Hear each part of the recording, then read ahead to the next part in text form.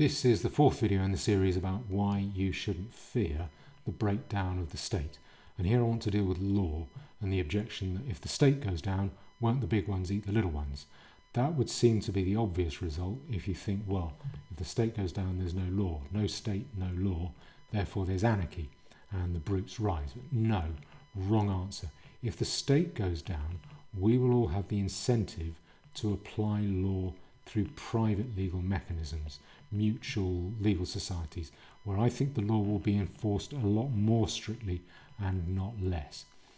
Now, our basic mistake is to see the law as something that we accept reluctantly, a curb that we accept on our freedom, only on the basis that everyone else is subject to the same curb, which makes it a reasonable compromise. No, the reverse is the case. Each of us has a selfish incentive to be bound by the law and to voluntarily take on the restrictions of the law. And that's true both with civil and with criminal law. Now, what I want to look at here, first of all, is civil law. Let's take contract law. Let's say I want to buy your car. Are you going to take a cheque off me? Well, you probably will, because you know you can sue me on that cheque. And then you know that I know that if you sue me on the cheque, then I get a bad name. No one else is going to take a cheque off me. No one else is going to lend money to me. No one will even give me to a credit card. Now, let's say I'm subject to no law. Let's say I'm a bankrupt Somali living out in Mogadishu. You're not going to take a cheque off me then, because there's no way you can enforce that cheque. There's no court you can go to. And that's paralysing for me as an individual, because it means that the only way I can trade at all is by paying money up front. What you'll say to me is, if you want to buy my car, hand over the cash now. Then I'm the one taking on the risk, because I can't sue you if the car turns out to be bent.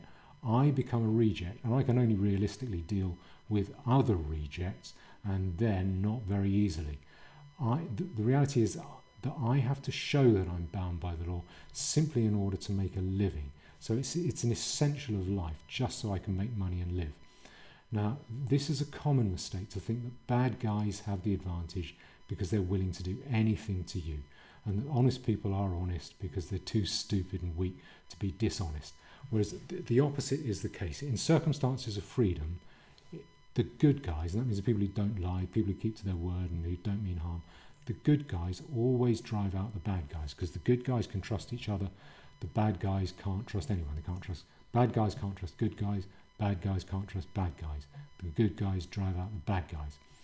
Now, I think criminal law, let's look at criminal law, I think that will be even tougher, and that will be even more strictly enforced.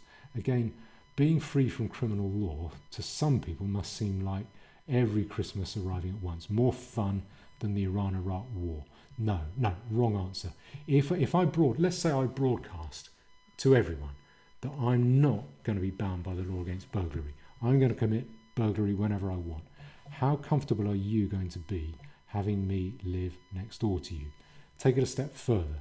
Let's suppose the police inform you that they have no power to arrest me. They can't do anything to stop me burgling your house. How comfortable are you going to be then? And you don't need me to answer that. You can answer that yourself by looking at the case of that American diplomat's wife who is accused of running down and killing Harry Dunn. How welcome is she going to be as a driver on English roads? Probably not very welcome. Now, you can take it another step further still. In those circumstances, if I'm an outlaw, you have no duty to obey the law towards me. And what this means is that, being an outlaw is one of the worst forms of punishment, one of the most draconian punishments that was imposed in the medieval world. You're cast out of the city, and anyone can do anything they like to you. And you, as an ordinary law-abiding citizen, you'll have every reason just to sit by and to watch other people, other neighbours of yours, rob and run me out of town so that I leave, so that I'm no longer a danger living next door to you. I, as the criminal outside the law, I won't be the one committing crimes and getting away with it, no matter how big I am. I won't be the one committing crimes and getting away with it. I will be the one against whom crimes are committed by people who get away with it. So everyone will need to sign up to a code of criminal law. I need that in order to show that it's safe to live near me, and in order for me to be protected from crime by people who live near me. Now, maybe I'm labouring the point, but what I want to stress is that the law in general is not something that is forced down and imposed from above.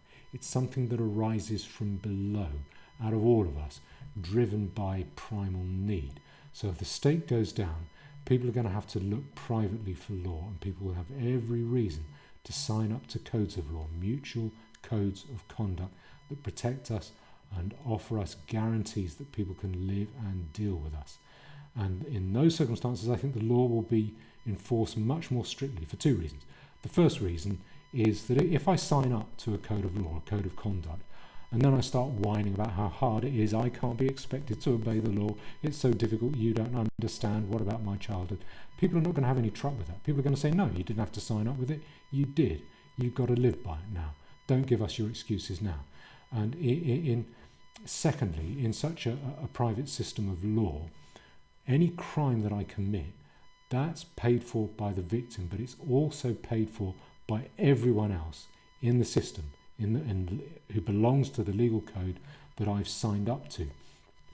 Everyone else has to pay for that, because in the form of policing, courts and prisons. If I commit a crime, it has to get investigated, the police have to get involved, the courts have to get involved, and then you have to pay my prison fees.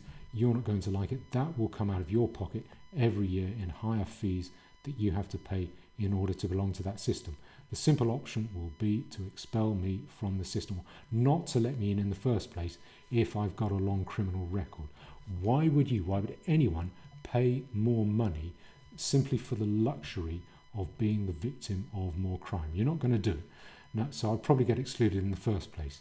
And what people will want is a nice, peaceful, orderly, law-abiding community where there's no crime and the costs of policing it are nil.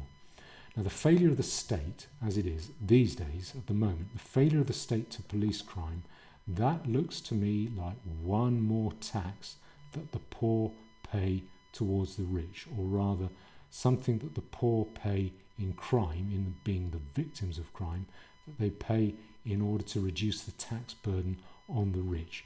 And successive governments' their failure to suppress crime, and the ridiculous ideology that casts the criminal as the victim, you have to understand him, society, we've all failed him, that's why he commits crime. That ridiculous ideology looks to me like one more statist ploy to make the public, make us more manageable by grinding us down. And what I think we're likely to see is the state in the end stages of morbid obesity feeding itself to an incontinent death, and then people having to rush out to find forms of law, any form of law, because any order is better than none, and looking to warlords, gang lords, renegade colonels just to impose some kind of order. What the smart people will do is to opt for private, procedural, transparent codes of law which they can sign up to, because they will be the most efficient. The areas that adopt those schemes of law will be the most peaceful and the most law-abiding.